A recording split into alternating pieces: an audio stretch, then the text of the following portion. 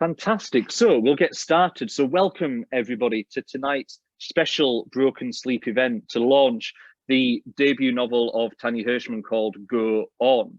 And my name is Andrew McMillan. I am just overjoyed to be here because I just want to learn about how this book came together. Those of us that are in the room, for whom Tania, I don't think will need any introduction, but I don't want to be superfluous to requirements. And so we'll do one anyway. Tania, as we know, is just one of our foremost poets, prose writers, fiction writers, now novelist as well. The latest collection, Still Life with Octopus, that was published by Nine Arches Press earlier this year. It's a fantastic collection that I really heartily recommend to you all, published by another one of our great indie presses, Nine Arches Press.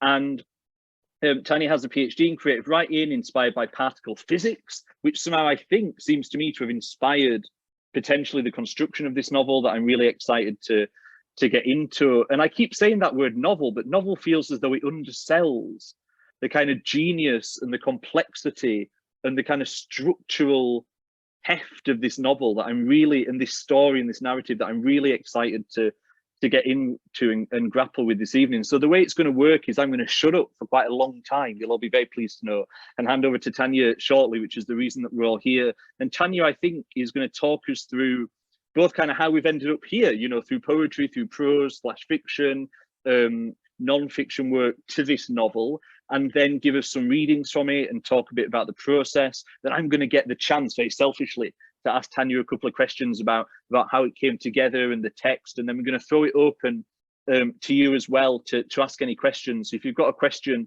feel free to put it in the chat and I can feed that back to Tania, and then we're going to end just before the end with a reading before you all rush off to the Broken Sleep website to buy several copies of the book for yourself and all your loved ones for Christmas and or other holidays. So it's just a joy to have you all here this evening, and thank you so much for supporting this brilliant new work by Tania, but also Broken Sleep Books, who just continue to do absolutely vital work in poetry. And so without further ado, Tania, I hand over to you. Go on. Thank you, Andrew. That is just such a lovely introduction. I have to say, I was not expecting to be so moved just looking at the list of all the people coming into the Zoom room and seeing all your names, and I'm all a bit overcome now. That is one of the beauties of doing this online, if we can't all be in the same room together, is we are in the same room together, and it's just joyous. So thank you all. I wanted to start with a few thanks. Firstly, thank you so much to Erin Kent of Broken Sleep Books, who is Broken Sleep Books. Oh, Julia, stop that now. I'll weep. Thank you, Erin. Firstly, Broken Sleep Books is just astonishing, as Andrew just said. And I wanted to, for those of you who are new to Broken Sleep, the motto is lay out your unrest, which I think is kind of wonderful. And it's made me think, my book is me laying out my unrest. And I feel so privileged to have found a home for it here among Broken Sleep. It's a fantastic range of books. Erin does a monthly launch for he publishes about 5 or 6 books a month, which is astonishing. And he's been doing a monthly launch every month for all the books that come out that month. And I've been going to these launches for probably about 2 years. And I highly recommend them, but I just like to say it's very, very dangerous for your bank balance, because it's very unusual that I don't go to a launch and buy at least one of the books. So please do. You're probably on the mailing list now. And if you're not, the diversity of what's on offer every month is just phenomenal. I don't know of many other publishers that are taking so many risks with the books they publish. So I'm absolutely delighted. And I'm really, really honoured to have this launch just for me and my book. It's a real privilege to get all this time to be able to talk about it and to read to you from it. And I'm really looking forward to, Andrew, to your questions and to everybody else's questions. Please do ask questions. So I spent last week on a writing retreat with lovely friends that I go away with every 6 months. Hello, many of you are here. Hello to the bar maristas. And they were so helpful to me because I'd only just got hold of the copy of the book a few days before. And I was really grappling with, how do I talk about this book? And I was quite tongue-tied and I didn't even know where to start, which I think says something about the nature of the book. But I've been thinking it through, and I read them some parts, and they said, why don't you do this and then this? And what it made me realize is, and I think this will speak to quite a few of you as well, is that the word novel, it's a big word, as Andrew just referred to. And people have been saying to me, how does it feel to have a novel?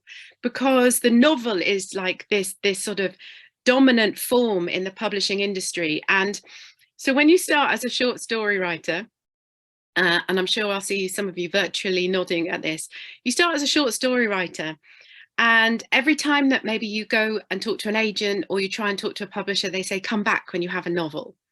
And it's really infuriating. And for the first few years after I started writing short stories, I would be immensely defensive. I'd be like, why? Because I love the short story. I am passionate about short stories. I think short stories are beautiful. And I do believe that you can have a perfect short story in a way that maybe you can't with other forms. And I didn't want to write a novel because I don't think there was an assumption that, oh, a short story is just like a little exercise, a little warm up for the big work of the lots of words. But for me, a short story is much closer to a poem. It's much closer to poetry. It's distant cousins from the novel. So I was very defensive for a long time. I'm like, I will never write a novel for political reasons. I will fight. One of the things I realized, though, after a few years of defensiveness about this, is that actually when you're writing short stories, you're on the margins and no one's really paying much attention. There's a wonderful short story community, which is lovely and very vibrant, but the main sort of bookish publishing community isn't really paying you much attention. And actually, that is very freeing. When you're on the margins, you can write whatever you like, you can experiment, you can get playful. And I started really enjoying that when I stopped deciding that I would single-handedly persuade the publishing industry to ditch the novel as the dominant form. So those of you who know my stories, I don't even need to say they're weird. It's all weird. But I was having a lot of fun in that little side space where the short story writers hang out.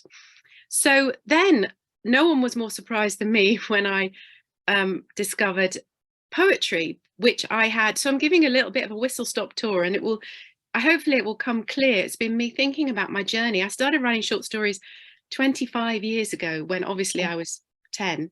Well, I wasn't, I was 27. And I've been thinking about how to talk about this book is what got me here. So I discovered poetry, which I had hated at school, which I always like to mention as well, because I think it gives other people permission to say, well, yeah, we didn't really like it either. It didn't speak to me at all. And it was only 8 or 9 years ago when I stumbled upon contemporary poetry and what's being written now by amazing poets like Andrew and many of the people who are in the audience tonight. And I thought, wow, poetry isn't just John Betjeman, which, yeah, my school days clearly failed me. And I was just blown away by what could be done. And I fell in love with poetry, and I fell in love with the line break. Took a while of me shouting at workshop leaders, what is the line break? How do I use it? And wanting a science of the line break, and then understanding that there isn't one, but also understanding really for the first time, because when you're writing prose, and I never called it prose until I hung out with poets, when you're writing prose, you're going from the left margin to the right margin. And you're not really necessarily, or I wasn't, thinking about the shape of the words on the page. And suddenly, there's all this poetry and there's all these different shapes, and it's not just about where you break the line. You can like mess with things and put things in different places. And my first pamphlet, I was so excited about the shape of things on the page that the editor of the publishing house had to rein me in. He said it's going off the edge of the page and you have to bring it back in, because I was like, whoa, look at all this space. So poetry gave me a tool and permission to say, let's think of the shape of the words on the page and not just the words. And the other thing that poetry gave me is my fiction. I'd always thought of it as very fictional and at quite a distance from me and my own life. I felt deeply uncomfortable with anything that might be slightly autobiographical, which is why I've written from all sorts of points of view, including, I think, animals at some point. I can't even remember. But it wasn't thinly veiled autobiography. I wouldn't take directly from my own life, although, everything we write, we're in there somewhere. But for me, with the short stories, I thought it was buried quite deep. Poetry, for the first time, gave me a tool where I could actually use the raw material of my own life in certain shapes and make it into something I could put out into the world that I hoped might speak to someone else. But so that was sort of the next step. And the next thing I did, which Andrew mentioned as well, is on the PhD. So all my books, I mean, this is ridiculous to me that this book, Go On, is my 9th book. I mean, I don't really know how we got here. I tend to say I had a dream of just having one book, and it all got a bit wonderfully out of hand. But the PhD was where I first thought of creating a book with a book in mind from the start. All the other collections have been collections of things that I'd written without thought that they would be put between the covers. And then you have to somehow put them together in some sort of order. So the book for the PhD was also what I called a hybrid book of poetry, prose, fiction and non-fiction, and inspired by particle physics and made of parts which in some way I hoped worked as a whole, and was wonderfully strange and beautifully made by Guillemot Press with tracing paper and stuff. I mean, they were just fantastic. And that was the next step in allowing me to think in a book shape and not just in a collection of individual shapes. And the final impetus for actually writing this book was that I think about the beginning of 2018, my lovely agent Kate, who is here tonight, she emailed me and she said, I've had an email from an editor at a major publishing house who said, I've just spent a lovely hour wandering around Tania Hershman's website, reading some of her work. Does she have a novel? And firstly, I was really happy that she'd managed to navigate my website, because clearly that was working. And interestingly, that was the very first time, maybe because I just finished the PhD, when I didn't have a really defensive reaction of, no, I will never, no, go away, short things are lovely. And it was literally, I think, the week after this email that I was in a bath, and quite a lot of the writing goes on in the bath. And this line came to me, this first line came to me. And I think I had to get out of the bath and go and write it down. And the whole book just came from there. And this is generally how things do come to me. I hear them.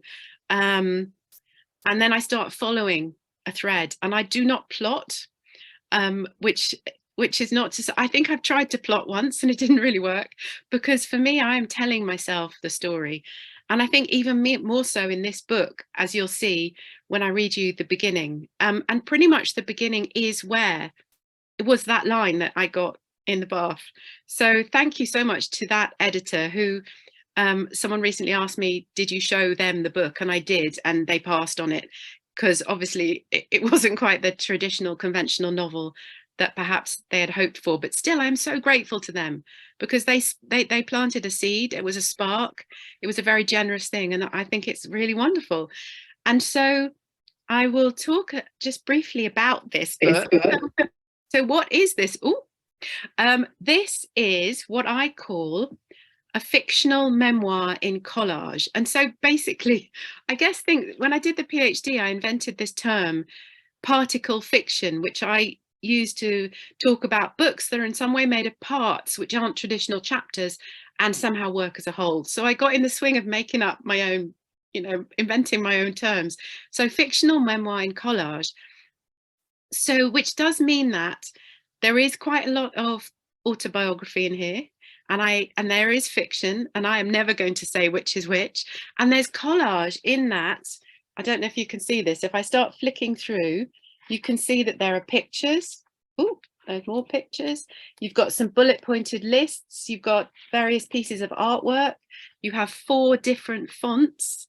Thank you so much to Kat, who was the copy editor for that, for helping me choose the fonts. And so in some ways, it's a different kind of thing, a novel, but in many ways, actually, now that I think about it, it is along the same lines of everything I've been doing for the past 25 years, everything I've been working towards.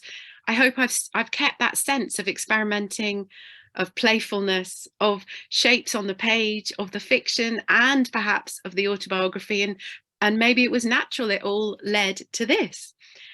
And I've been thinking about as well, why did I write it? Why did I have to write it? Why do I write anything? And especially, I think those of us who write really odd books, which we know in advance, this is not going to be commercial. This is not going to pique the interest of the editor from that publishing house who got in touch. But I don't write for that. I really don't write for that.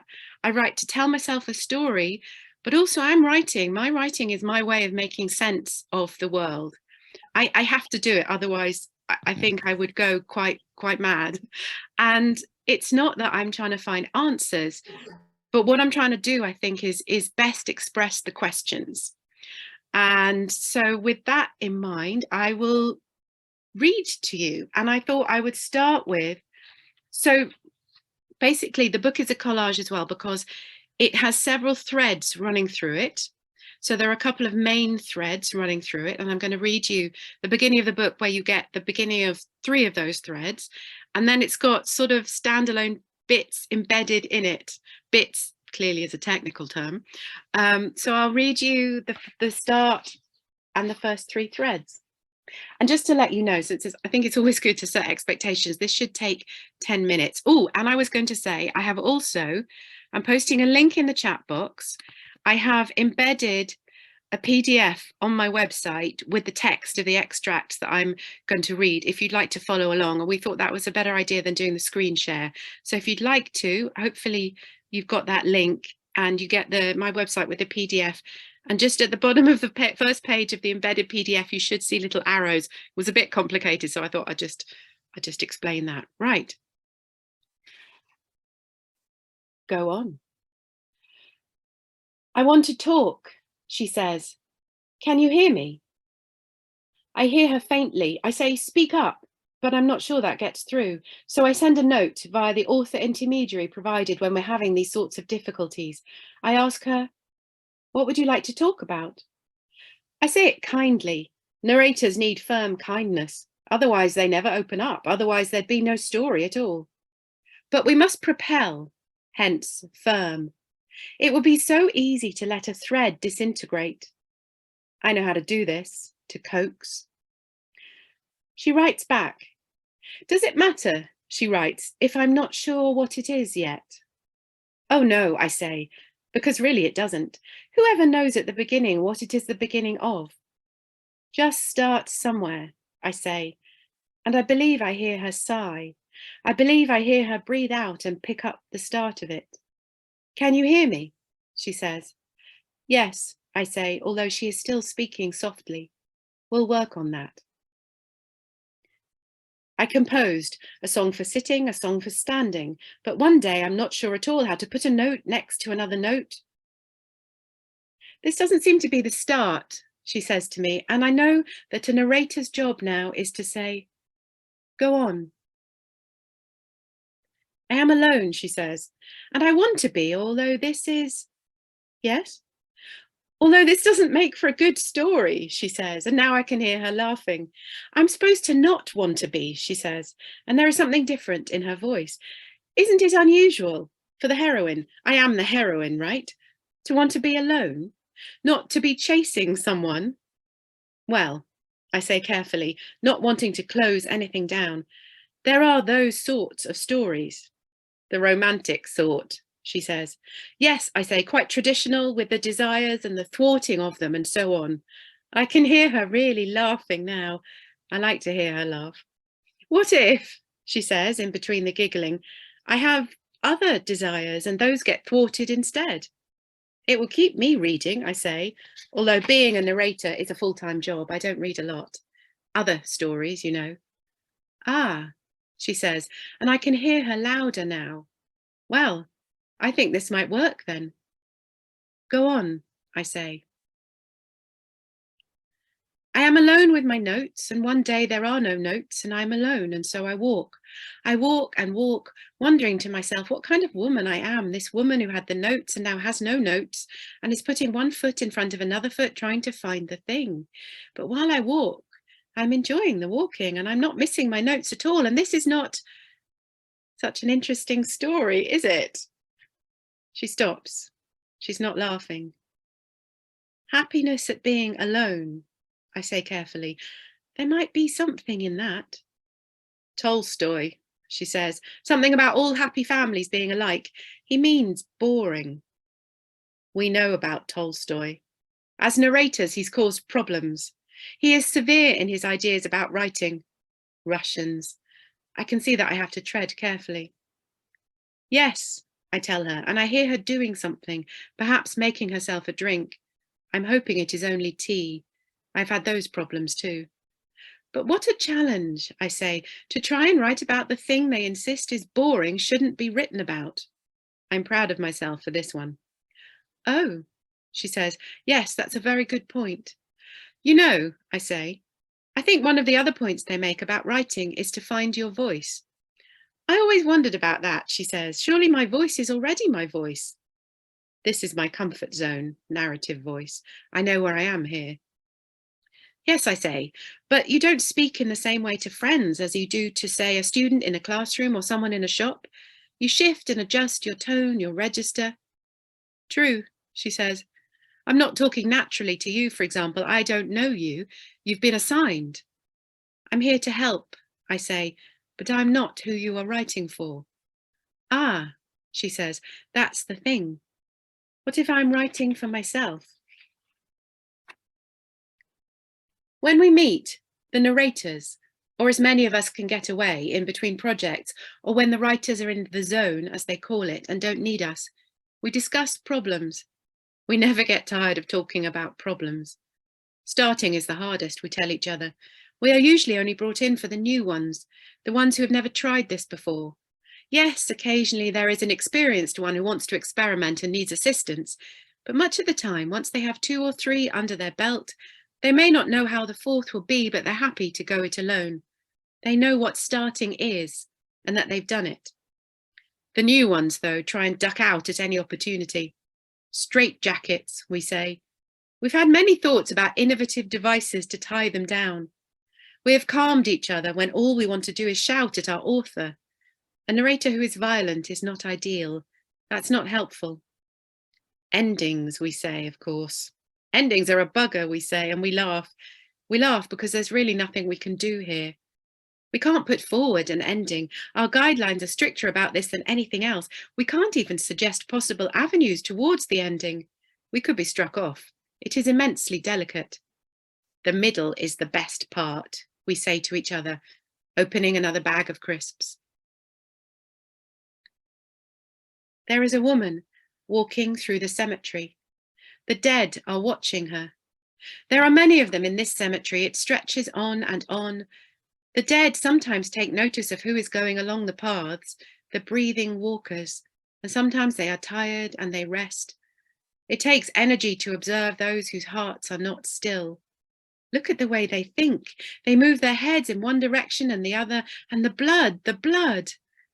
This woman is interesting to the dead because she is talking to them. Hello, she says to a gravestone, and she reads the name on it aloud. She does this again, and when there is more than one name on the stone, she reads all the names. The dead are puzzled. They are used to the squirrels, the diggers, the weeping loved ones.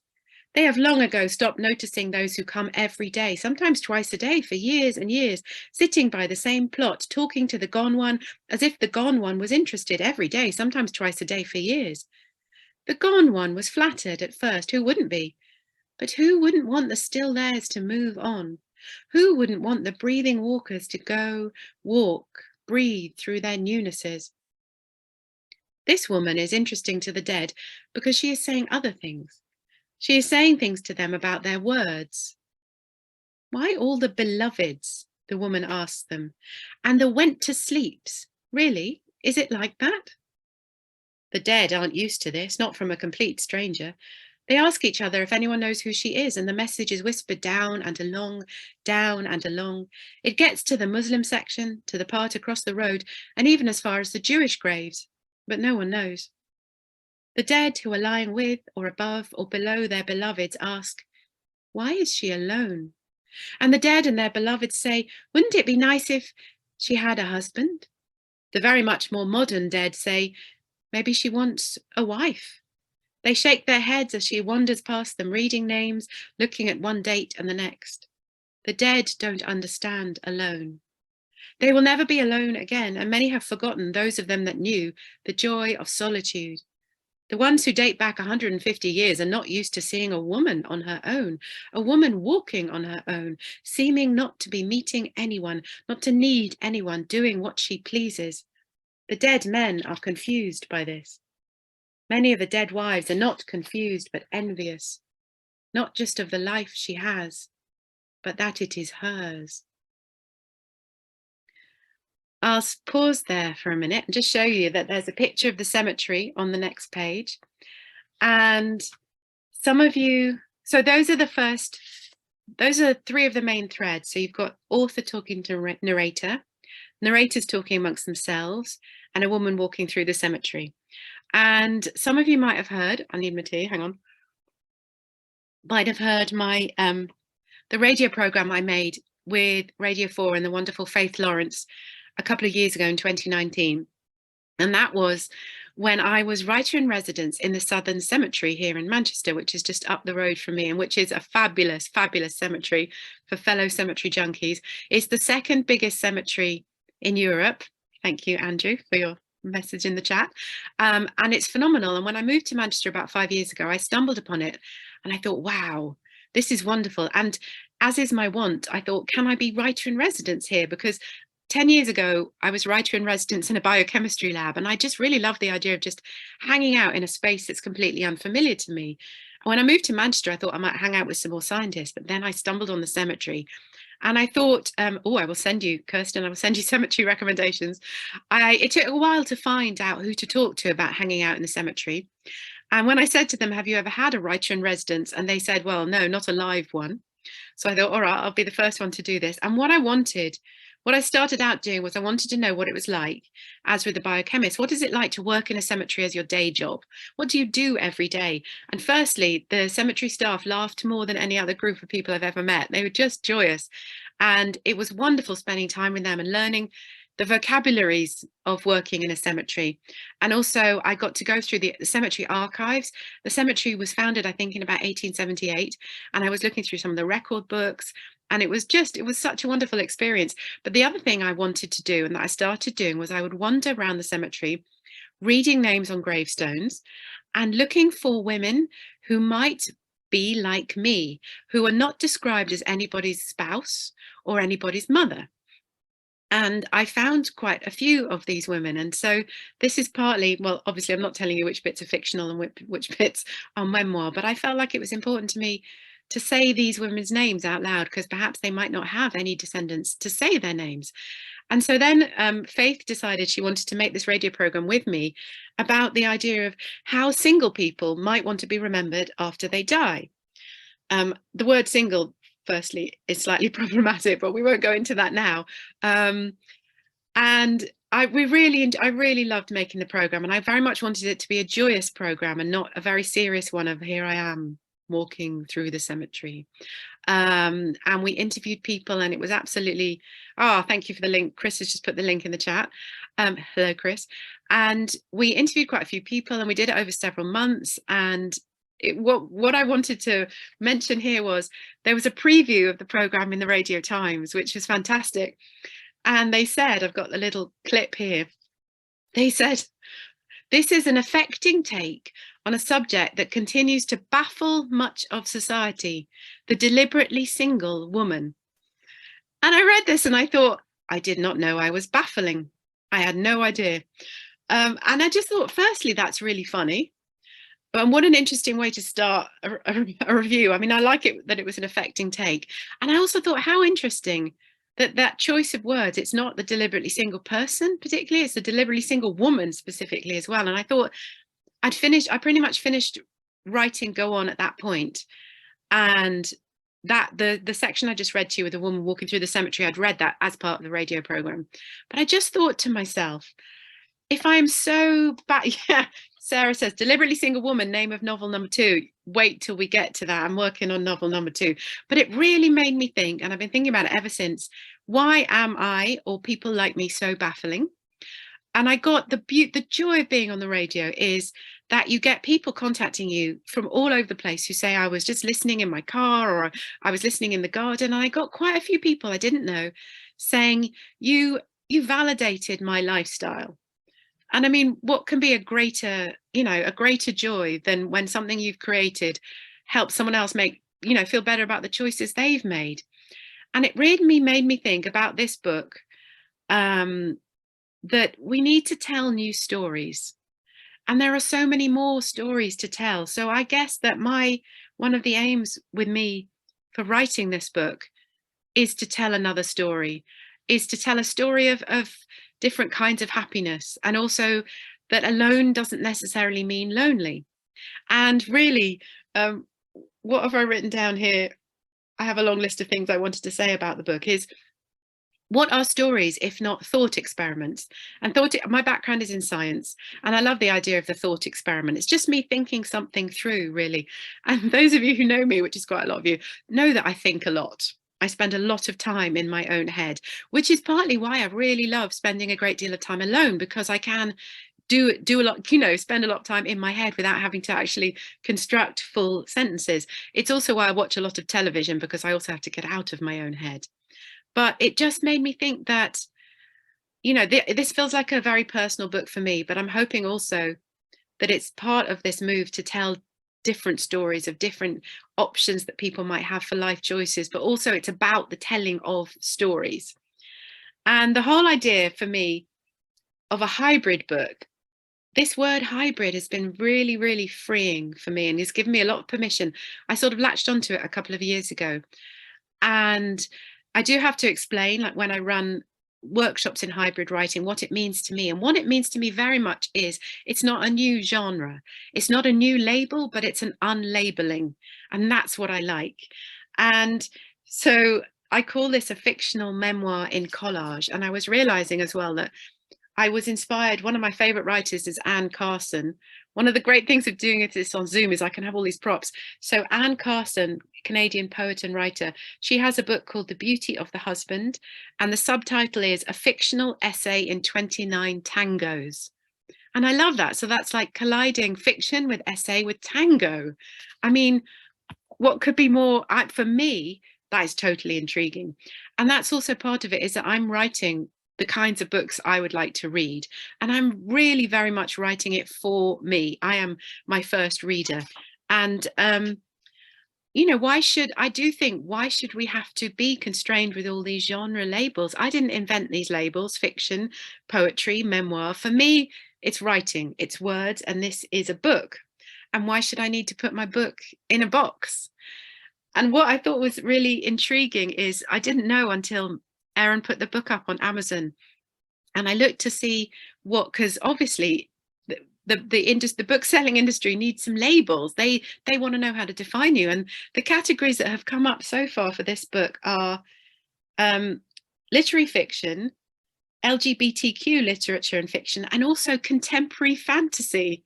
And I just find that really thrilling. I'm really happy for anyone to do what they would like with this once I've written it, but I don't want to get bogged down while I'm writing it. I really want to write the kinds of books I want to write. And I'm so grateful for publishers that publish these kinds of books.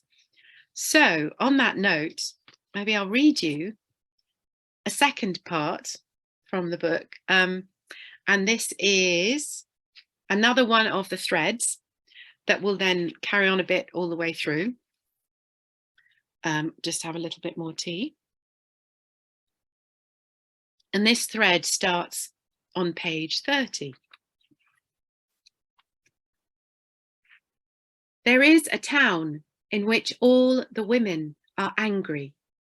Although it is a myth that the Inuit have so many words for snow, the women of this town use many, many words for rage.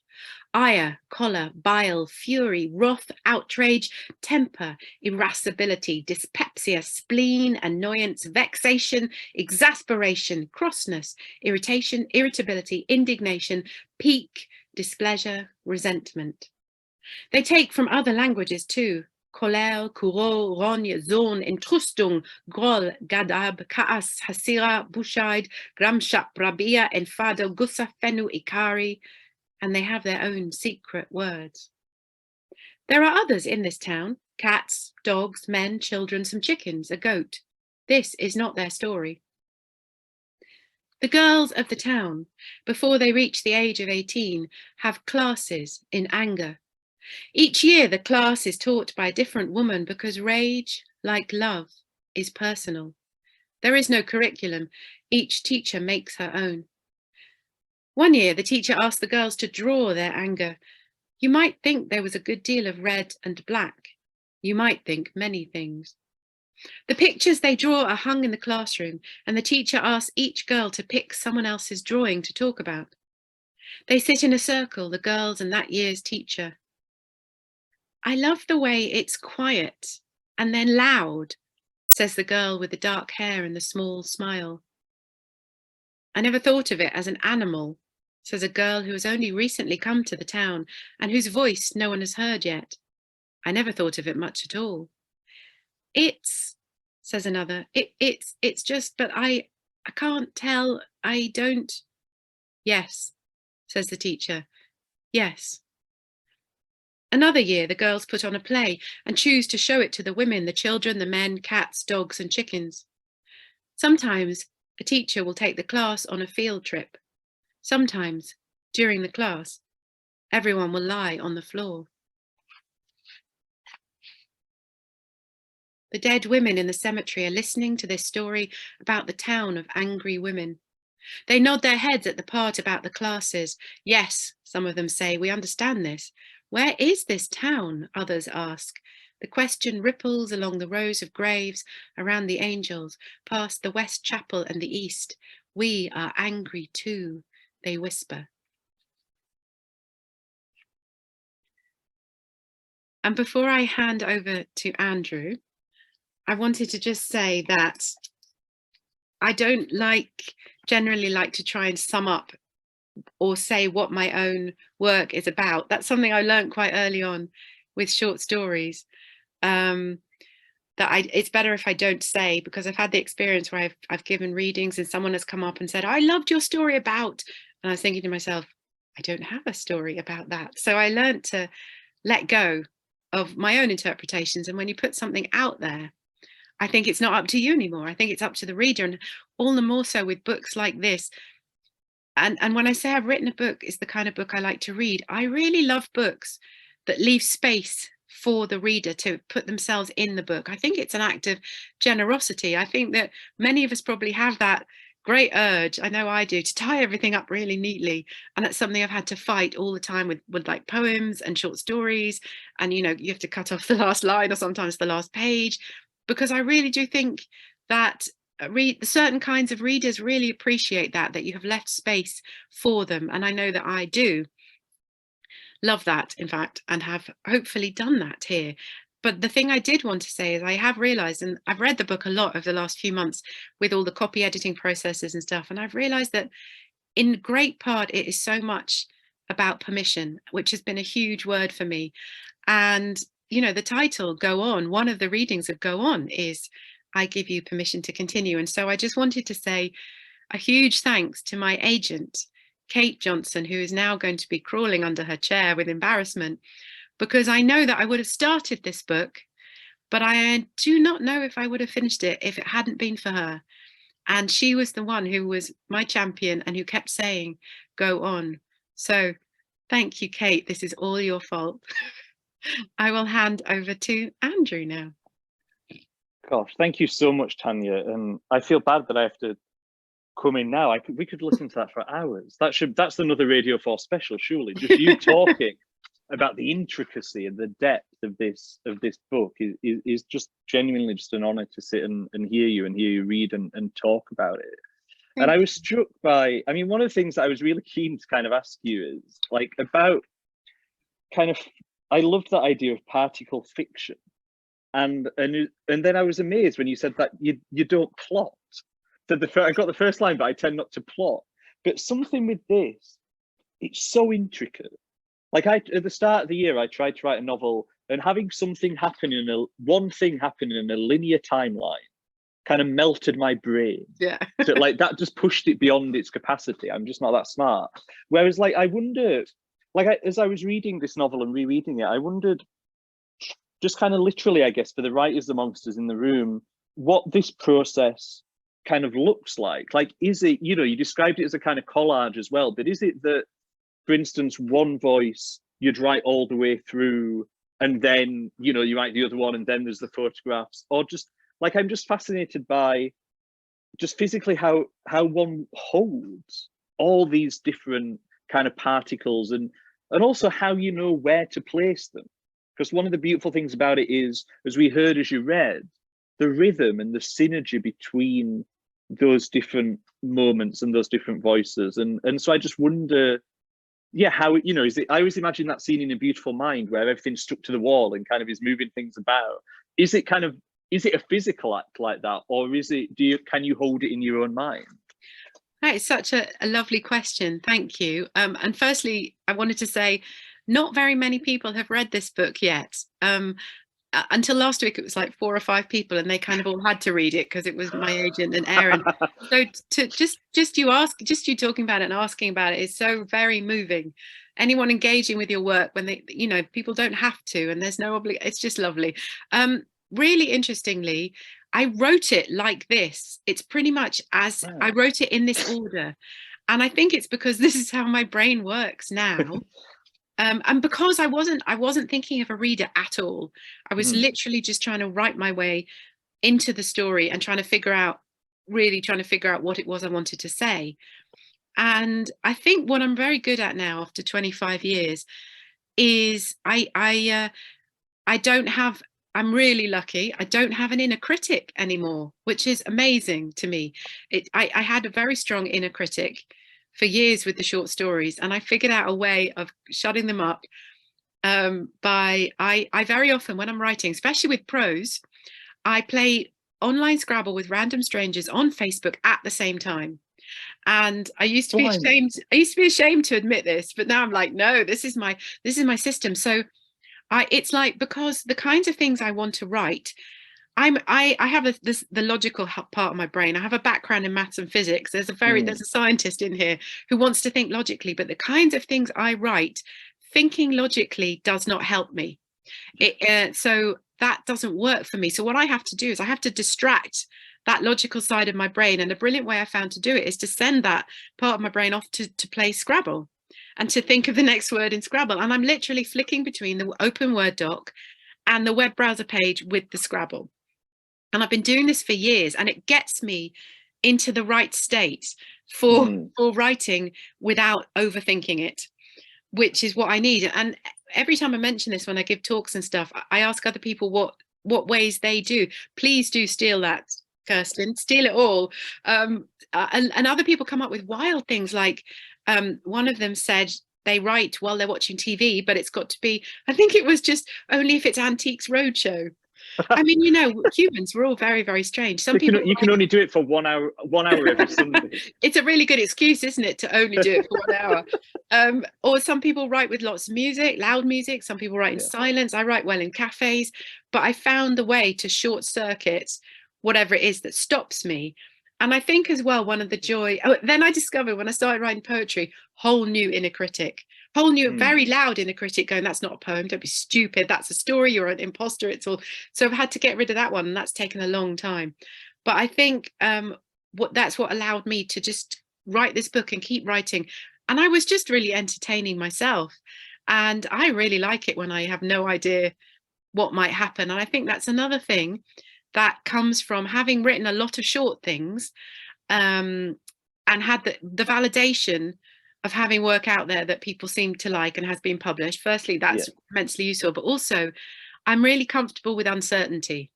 I'm really happy to sit in that place and not know what is going to happen. And I think the PhD really helped me as well. That where very much was like everything was in pieces and I had to lay it out on the floor and move it around and didn't really know what was going on there. This was, this has got, you know, I put things in as I came across them. Like it's stuff I was listening to on the radio. There's a bit about there's that page which is literally just about a priest. What is it? A priest who has to climb a massive cliff every day in Ethiopia to get to his church. And I just heard that on the radio and I thought, I'm putting that in. And the other thing I wanted to say is, I didn't know why I was putting it in, but it said something to me. And I think I was in, when you're writing a thing, I found a bigger thing, a book length thing, which is still quite new for me. Suddenly everything seems relevant to it. And so I put it in thinking, I don't know what this is now, but it feels like it's part of the world I'm creating of this book. And also what I do do trust now as well, and I think this has come from writing a lot of short pieces, is I trust my story sense. And I really believe that my story sense knows much more than me. I believe my writing is much cleverer than I am. It knows so much more than me. And so I kind of trust it now, because I've had a lot of experience that it's come through for me, that it will figure it out. The novel I'm working on now is one that may need more plotting and has frightened me somewhat, but I've had to keep saying to myself, don't worry, trust the story sense, something will come together at some point. It is quite useful to have that. And I think I finished writing this 3 years ago, and I do look back on it now and think my writing then was telling me something about me and about who I am that I didn't know then. So I don't know if that's helpful. Oh, and I also wanted to say, I did get to a certain point in this book and I was getting a bit lost, and I thought I'd ended it, and then I think Kate said to me she wasn't sure if I'd actually ended it. So I did draw the whole thing out on a piece of paper, and I coloured each thread a different colour. And so I just needed to see it. So it wasn't the whole wall, but it was a piece of paper.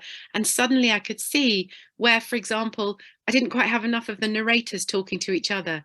And that really, really helped. But that was quite late on in the process. So, you know, it's whatever works for you. I think it's fascinating though. And I was really struck by, as you were saying there, Tanya, about, you know, the way that the self and whatever the self is interested in kind of begins to feed into something. And this fascinating description that you've kind of come up with, you know, as a fictional memoir in collage. And that idea, that brilliant thing that you said to us at the start before you read us, like, you know, there are some parts of this that are true and there are some parts that are fictional. And I'm not going to tell you which is which, because in many ways that doesn't matter to your enjoyment of it. But I just wonder, you know, I think, because this comes up all the time in poetry as well, I think as well.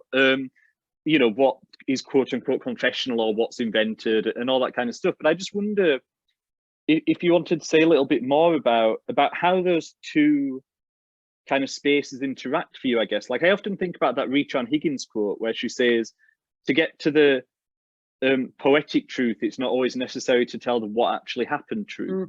These times I lie.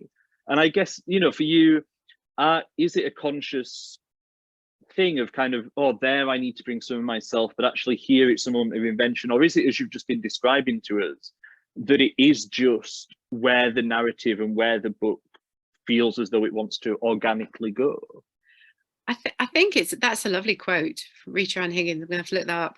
I think it's a bit organic, but it's also, I think, because coming from a background in fiction, I feel like I have these tools that I can use that are about points of view and first person, second person, third person. And because I really love those, and I've been playing with them a lot in the short stories, like first person plural, like the we, the collective voice, which really is the dead, is in many ways in this book, the collective. I love the collective voice and what you can do. And I think because I'd already have all these tools, I wrote an article for this wonderful Nine Arches book, whose title I've forgotten now, but it's about the writing of poetry. It could be called Craft, I think. Is it called The Craft? The one that Rishi did? Yeah, and it was about what the poet can steal from the fiction writer's toolbox. And I got quite carried away, the whole tool metaphor.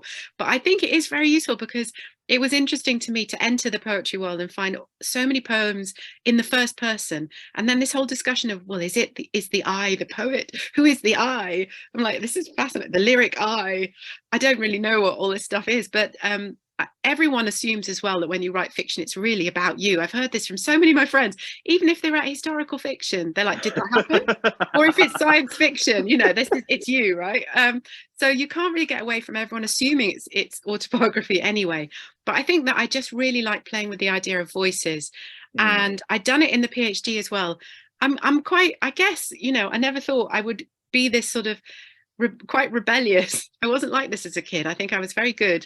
But the PhD, the part that's the secondary part that's supposed to be like the thesis-y type thing, I didn't want to write it in academic language because it felt very wrong to me as a writer.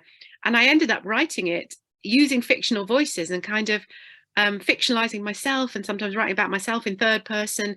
And I really like that. I like what you can get from stepping back from yourself a bit. So I weave in and out, and I've been doing that ever since. So I think it's probably a habit I've got into, that every now and then I step back, or and it made me think, when I was thinking about how we might talk about this tonight, that the book I wrote after this book is a sort of a hybrid creative non-fiction book about time, because I just thought I'll tackle a really small topic there. And I do the same in that. I call it a chrono memoir, which is me making up another term. And I do exactly the same in that it's very autobiographical, but I sometimes say I, and then I sometimes say you, and then I sometimes, I think it's third person as well, but I quote in there from Virginia Woolf from Orlando, which I've completely fallen in love with that book. And in Orlando, she says we have 76 different selves in each person. And I'm like, where does she get the number from? It's very specific, but I really like that idea. And I think perhaps that's what I'm trying to do on the page is look at, you know, different parts of myself. And I think that this book as well is a bit about who are we? Who am I if there's no one else there to reflect me back to myself? And what is this idea of myself, ourselves, who we are, you know, on our own and with other people? So, and it's just me playing as well. It really comes down to that. It's making it all sound a bit more, this is me in hindsight saying, well, this is what I did, but really I'm just playing. And that play though really comes across, I think, in the language. And in a second, I'm going to go through the chat and find the questions. I can see one from Zoe already. So do put any questions in the chat that you would like to ask. But there's just this, one example, I guess, that jumps out to me is, for example, on page 59, there's this gorgeous paragraph that I thought I might just read because it's just a couple of sentences. It says, we went into the department store and she put her arm through mine. I felt like this was a dream, but although my mother, the real one, often appeared in my dreams, the dream me was trying to get away from her or find a way to make her leave my house. This fake mother who thought I looked wonderful, who put her arm through mine, felt warm. I felt warm. It's just dazzling writing. Like, but in this, the rhythm of that, but the way that the word warm bounces off that previous use of it, the way that mother bounced off wonderful. And as I read that, I had to stop and read it out loud to myself, and then kind of, because I wanted to feel it on the air as well as in my mind. I wanted to feel it in the mouth. And I just wondered again, like, is that, again, like I was dazzled by that, and I thought, are you reading it out loud to yourself? Is that rhythm of it? And that, you know, that felt like that came from, again, I guess that poet mind, and that, but maybe also that physics mind of what bounces off each other and what kind of sparks and what kind of connections are made. But just, is that reading it out loud and that kind of feeling it in the mouth a part of the writing as well as kind of on the page and in the mind? Absolutely. And such a lovely question. And thank you again. It's just, for someone to read my own words back to me is wonderful. It's always a part for me. I read everything out loud, and partly it's because I think my very first published story was actually broadcast. It was on Radio 4, and so my whole writing career radio has been a really big part of my writing career. I've had quite a lot of stories on Radio 4, and then had a lot of fun on the Verb a couple of times, and then this documentary. And never heard of it. No, I'm sure you have no familial connections with the Verb at all. So it's a huge part, and so audio and radio, I've always been a part of it, and I read everything out loud to myself. And I was saying to a group of people I was giving a reading to last night, actually, that for me, writing is a full body sensation. And like the narrators say in my book, endings are really tricky. Endings are impossible. I mean, you can't teach endings, but what I don't think you can anyway. What I say is that I will read something out loud to myself, and if I can feel it in my body if the ending is right. This is for a short piece, a short story or a poem. And so it's like, I know if I've hit it, kind of, because I can sort of feel it. And also when I started writing poetry, the poems came to me out loud. And I quite often write poems while I'm walking up and down the River Mersey, although it got really tricky in lockdown because you had to try and also avoid people at the same time and stay. So that really threw my rhythm off. But yeah, the poems come out loud in a way that I never thought. And I will go through several drafts out loud before I write anything down. I don't know how it works for you. So the rhythm is really important. I also discovered I love repetition, and I discovered when I started writing poetry is much less forgiving of repetition. You can't just keep on repeating. But yeah, it's really important. And I did try last week on this writing retreat. I thought one of the ways I'll get into talking about the book is to read the whole thing to myself out loud. Wow. But I got about an hour and a half in, and then I lost my voice. And also, it was quite intense. Oh, So no. I thought, I can't do this. But it is my go-to for everything, Yeah, is read it out loud. And I would say that to anyone, because you'll hear things, you can't see it on the page after a while, can yeah, you? So yeah, I love it. fantastic. And so I want to go to this question from Zoe into the chat as I Hi, put my Zoe. glasses on. So, saying, I remember you teaching an Avon, writing in shapes and leaving space on an Avon course. And Zoe's saying it sounds as though you still do that. And do you experience this idea of shapes and space as a useful constraint, quote unquote? Is that how you might use it, or is it something else for you? Thank you, Zoe. Thank you for talking about constraints, because I love talking about liberation through constraint. I'm having a think, because there is a lot of white space in this book. I mean, there is this one page where it just literally, it says deleted. And this once again that was an actual page, which I then decided I didn't want it in here. And I thought I'll put a word on there. But I think maybe for this, it's less of a constraint than I remember that the very first writing workshop I ever went on when I was 28, I think, which was in the States, in the US, and it wasn't actually a writing workshop, it was reading as a writer. And because I studied maths and physics, and I'd never studied English literature, and I really didn't like it at school at all, it was a total revelation to me. And they talked about the idea of white space, and this is in prose, this is in short stories, and what you can do by just leaving one line blank in a piece, in a short story, and what that can stand for, what can be in that blankness of that one line. It can be, you can be shifting in time, you can be shifting in space. And it also makes me think of things like, there's an Alice Munro story where you turn the page and she's moved like 27 years ahead. And I think that was what maybe sparked the idea of what you can do in the space as well as what you can do in the words. Yeah. Oh, that all sounds very clever. And I don't know, but we did, I think on that Arbonne course, we did some kind of exercises where I gave out different shaped paper and made them write on these different shapes of paper. But I don't know if this is related to that. But it's a lovely question. I'm going to be thinking about this now for the next time I get to talk about the book. And just a question from Chris as well. From one of the extracts I think that you're reading, Chris saying, I love the narrators, and they remind me of the guardian angels in the Wim Wenders film Wings of Desire. And just the question is, do these narrators kind of feature throughout the novel? And is that a voice that we get a lot? It is. We do. Yeah. I feel like I don't want to say too much about them, but I do love the idea that they might be guardian angels. I do really like that. And I think that's possibly, I guess that the narrators, who are these entities, and I'm saying no more, I guess them, and the fact that one of my friends pointed out last week when I said I was very surprised that it was in sci-fi and fantasy on Amazon. She's like, well, the dead don't normally talk to you, so that could be why it's like a ghost story. So I guess those are the maybe slightly speculative elements of the narrators and the dead. Some of the dead very specifically talk later on in the book. But yeah, I was very surprised that this narrator character turned up. I love surprising myself. It's a bit like I mean, we can't have this event without me mentioning octopuses, because that's my other obsession. But it's like the poetry collection that I thought I read this amazing book about octopuses. Yeah, that's true, Chris. All writers need guardian angels. It's very true. I read this book about octopuses, Other Minds, by Peter Godfrey Smith, and I thought I'd write poems about octopuses. And then there's an octopus as my imaginary friend. And you just can't, we are strange creatures, us writers, aren't we? It's very true. Yeah.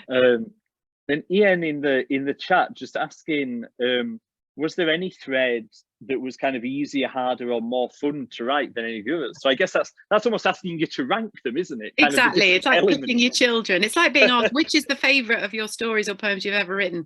That, I'm not going with that one, but I have to say I had a lot of fun writing about the town full of angry women. I really enjoyed that, as a middle-aged woman who's getting, kind of angrier. So yeah, but hopefully I'm coming at it in a different direction. So I did relish that. But I think as well, maybe this is why I've written this kind of book, because I didn't want to, for example, I didn't want to spend my whole time in that one place. I think it would have been too much if I'd spent a whole book in the town of angry women. It might have gone a bit out of hand. So it's basically also, it's my way of keeping myself engaged and not getting stuck with moving from one thing to another. And also I'm very much a person who writes in small chunks, and that really works for me. So yeah, I'd say that thread, but I think I enjoyed them all. I do like making stuff up. I mean, it's still hard to write the stuff that's closer to my own life. Yeah. So possibly the fictional stuff, and I'll read you a bit of the fictional stuff just before the end, that, you know, that stuff is also fun. Well, I guess the best plug, isn't it, is that we should say when people go and buy their copy of Go On, they can decide for themselves what their favourite thread is. As they, we can have a new hashtag, Go On Favourite Thread. There we go. That's going to be viral by midday. Oh, tomorrow. I hope not. I can see it now. I think, as Tania just mentioned there, we're going to hear to finish another extract from this beguiling novel. And just before we do, Sarah's thrown in a question just before the end. I'll ask it very quickly. Was it difficult choosing the 4 fonts, and did the fonts affect the writing process? That is a good question. That's an excellent question, Sarah. I've trained you well. No, don't be sorry at all. It's a great question. Don't be sorry at all. No, it was the wonderful copy editor, Kat, who I think I had picked fonts while I was writing it. Did I? I don't know. I choose quite boring different fonts when I was writing it. Like there's a couple of pages in Courier New, you know, and I was just going with the Times New Roman. I love it when we talk fonts. But Kat came up with, so I had no idea the world of fonts is so complex. So she came up with all these different font families, and within each font family, there's like dozens and dozens of fonts. So that was hard, but also fun. And well, it's another thread, you know, Go On fonts. Do fonts affect the way you read it? I mean, there's a PhD in that, Sarah. And thank you to Kat. If Kat is here, thank you to Kat. Tania's nominated Sarah to do a PhD in this novel, which is great. No, just in fonts affecting the reading process. Yeah, exactly. Just God, what a joy and just an honour, as I say, it's been, I think, for us all to just get an insight into your mind and kind of how it works and how this novel has come together. As you say, it's very new out into the world. It's very new for people. But do, as soon as we finish tonight, go and order a copy from the Broken Sleep website. Keep supporting this vital indie press. At the end of this month, there'll be the traditional monthly launch of all the other new books that Broken Sleep are publishing this month. So do try and come along to that. But this is such a singular achievement of a book, and I just want to kind of press it into everybody's hands as soon as you log off and leave this event tonight. But we're going to leave tonight as we should, which is with Tania and with this brilliant text. So I'll hand back over to Tania and just thank everyone for coming along and supporting tonight. And can I just say thank you, Andrew? You've just been magnificent, and it's just very moving to me to be able to talk about my work like this. It's a real privilege, and I don't take it for granted. So thank you. And thank you to everyone for coming. And the part I'm going to read, so this is the final bit that I tested out on my friends at the writing retreat last week. And I tested out several bits that I thought I might read. And once I read it, and it's only like a page and a half, so it'll take about 2 or 3 minutes. One of my writer friends said, well, I was going to buy the book, but now I have to buy the book to find out what happens next. So I thought that maybe this will have the same effect on all of you. Right. So this is another of a shorter thread that starts on page 83. We leave the baby in the forest. We want to see what might occur. We have pre-installed the cameras with the tree's permission. You can't do it without their go-ahead, we learned. Technology becomes a tangle of well-placed leaves. The images, if any are captured, what with all the damp, are vague and unconstituted. The trees need to be on your side. We leave the baby and we wait. The first mother doesn't understand what she is seeing. She stares at our screens. It's a baby, we say, to prod her to respond. The first mother leans closer to the screen. A baby in a forest, we say kindly, helpfully. What? Says the first mother. What is? We're filming her too, of course, filming her watching the live feed of the baby that we have left in the forest. Right now it is around noon in the forest, which is in fact not too far away from where we are, in the room with the screen and our cameras and our first mother. The baby is lying where we have left it, staring up at the leaves. The baby appears fine. We have, of course, rated the baby based on an extensive list of criteria, which we reassess on an hourly basis. We are rigorous. The ethics committee demanded it. A baby, she says, and we record that her first use of the word baby occurred at 7 minutes into the session. Why is there a... Our carefully designed protocol means that we only offer restricted information and we leave the mothers, of whom this is the first, space to provide their own interpretations. The baby has been left there, we say. You left a baby in a forest, alone, says the first mother, and we record how the pitch of her voice is rising. Later, we will examine the data on increase or decrease in skin conductance and other measures of anxiety, stress, and fear. Yes, we say. Oh, God, moans the woman. She lifts one hand up to cover her mouth. Do you think the baby is in any danger? We read from our list of questions. The woman stares at us now rather than the screen. You're all fucking crazy, she mutters. If this was your baby, we begin to say, but the woman stands up and starts to rip our sensors off her arms and temples. Fuck it, says the first mother. I don't care what you're paying me. I'm not fucking doing this.